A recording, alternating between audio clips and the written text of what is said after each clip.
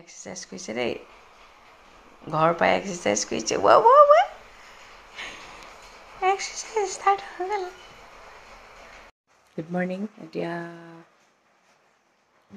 6টা বাজিলে আমি ঘৰ পালোহি মূৰটো ঘূৰাই আছে মানে ইমানেই মূৰটো ঘূৰাইছে এতিয়া আৰিয়া কাপোৰ মেচিনত দি লওঁ গিজা পানী গৰম কৰিছোঁ গা ধুই লওঁ তাৰপিছত কিবা এটা খাওঁ আৰু শুই যাওঁ আৰু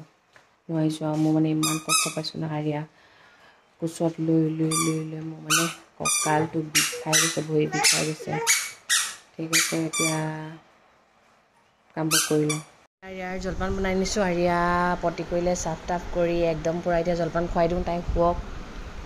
আৰু এইফালে কাপোৰ এগাল উলিয়াই থৈছোঁ এইবোৰ কাপোৰ দমে উলিয়াই থৈছোঁ আৰিয়াৰ কাপোৰ মেচিন চলাই দিলোঁ মই কিন্তু চাফা হোৱা নাই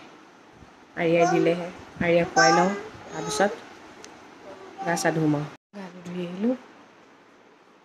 আৰিয়াক খুৱাই দিলোঁ এতিয়া চিন্তা নাই আৰু তাই শুই গ'লে যেতিয়া কাপোৰ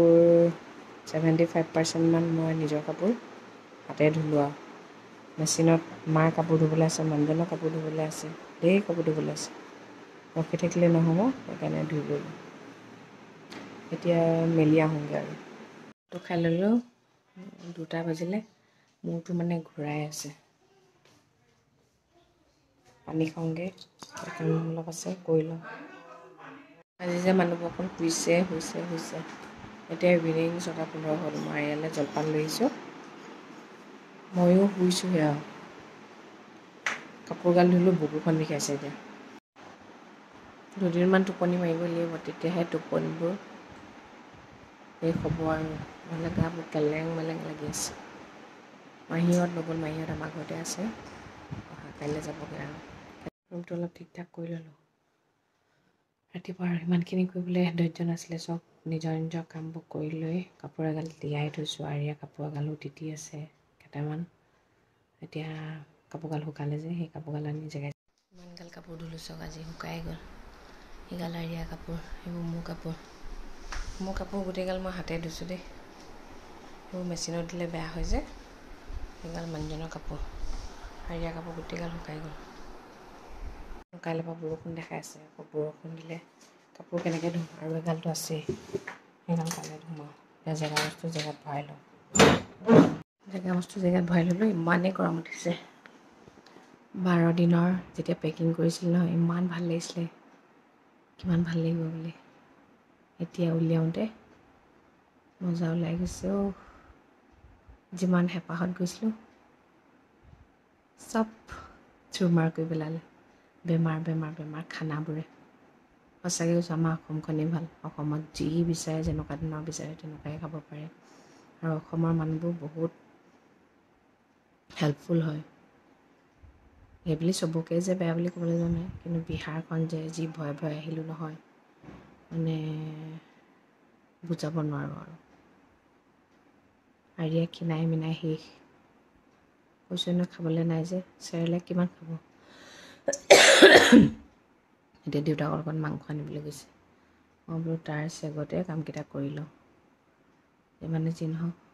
অকণমান মোৰ ঘূৰণিটো অকণমান ভাল পাইছোঁ আৰু শুই আজিও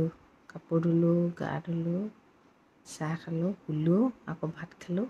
অকণ বহিলোঁ আকৌ শুলোঁ এতিয়া চাহ খালোঁ এই কাপোৰবোৰ পেকিং কৰিলোঁ ভৰালোঁ পেকিং মানে ৱাৰ্ড্ৰবে ভৰালোঁ আৰু সেয়াই আৰু নাযাওঁ আৰিয়াক ইমান সৰুতে ইমান দূৰলৈ এনেকৈ আৰু এই যে জোতা কিনিছোঁ এই জোতাবোৰৰ পৰা সোঁ বাওঁ কোনো ডিফাৰেঞ্চ নাই এইবাৰ আপুনি বাওঁ পাটতো পিন্ধিব পাৰে সোঁ পাটতো পিন্ধিব পাৰে দেখিছেনে মই তাত বোলো বাওঁ পাত দিয়া সোঁ পাত দিয়া কৈ আছোঁ কৈছে নহয় ইয়াৰ ডিফাৰেঞ্চ একো নাই য'ত পিন্ধিব পাৰে এইফালে বাৰ্ডনমিয়ৰত মুহাত বহিছে চিয়াৰত বহিছেহি কি এইফালে আহা তুমি আহা মই আৰিয়াক এৰি নাযাওঁ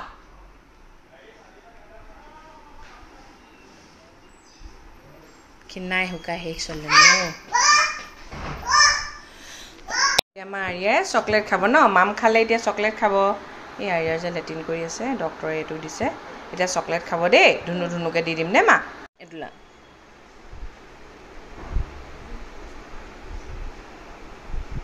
এইটো আচলতে খাবলৈ ভাল পাইছে যে সেইকাৰণে মানে খাইছে, নহ'লে নাখায় নাই। কালি ৰাতিপুৱা 10:30 ওলাই ৰাতিপুৱা 6টা বজাত ঘৰ পাইছোঁ। ইমান দূৰ জাৰ্ণি কৰিছোঁ আৰু তাৰ আগদিনাখন 32 আৱাৰ্ছ আমিতো কৰিছোঁ আমাৰ লগত আৰিয়াও কৰিছে। মানে এই জাৰ্ণিটো মানে চিৰজীৱন মনত থাকি যাব আৰু কেনেকুৱা কি পালোঁ আৰু। আৰিয়া ভাতটো খালে, দৰৱো খুৱাই দিলোঁ। এতিয়া মূৰটো ঘূৰাই আছে মানে ট্ৰেইনত যোৱা মানুহৰ আগতে। ময়ো ভাত খাই শুই যাম আৰু কেতিয়ালৈ গাটো ঠিক হয় নাজানো। ক্ষীণাই শুকাই মোৰ ছোৱালীজনী শেষ মোৰ দেহাজনী ভাল কৰিব লাগিবতো মা। তাইৰ গাটো বেয়া হ'লতহে বেয়া লাগিছিলে তথাপিও তাই মানে ইজনী এক্টিভ হৈ আছিলে কুদু কলিজাটো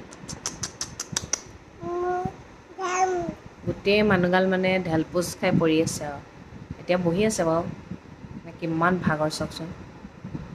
এদিন বোলে টোপনি নগ'লে 7 দিনৰ সমান হয় বোলে গম পাইছেনে। তাৰমানে আমাৰ কি অৱস্থা হৈছে। আমি মানে ৰাতিপুৱা ওলাওঁ, ৰাতি হোটেলত থাকোঁ, আকৌ ৰাতিপুৱা ওলাওঁ, ৰাতি হোটেলত থাকোঁ। কিন্তু 3 দিন নহ'ল আৰু বঙাইগাঁও হোটেলখন কেঞ্চেল কৰা হ'ল। বহুত হোটেল কেঞ্চেল কৰি দিয়া হ'ল বাৰু। আহিলোঁগৈ আৰু এই বাৰদিনৰ জাৰ্ণি ভাবিলে এতিয়া সপোন সপোন লাগে কেনেকুৱা কি পাই আহিলোঁ। একেবাৰে নিজৰ গা আগতে লাগি থকা নাই।